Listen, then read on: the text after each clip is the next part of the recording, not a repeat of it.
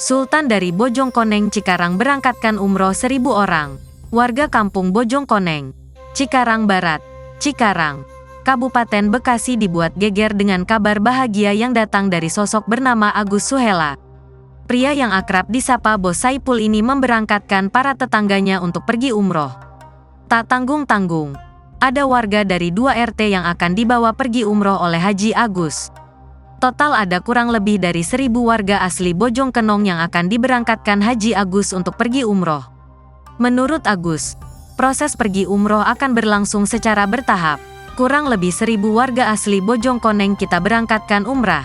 Dengan bertahap 60 orang setiap tahunnya, kata Agus Suhela seperti dikutip dari unggahan akun Instagram @gue_Cikarang. Menariknya, Bos Saipul tidak serta-merta langsung memberangkatkan warga 2 RT untuk umroh.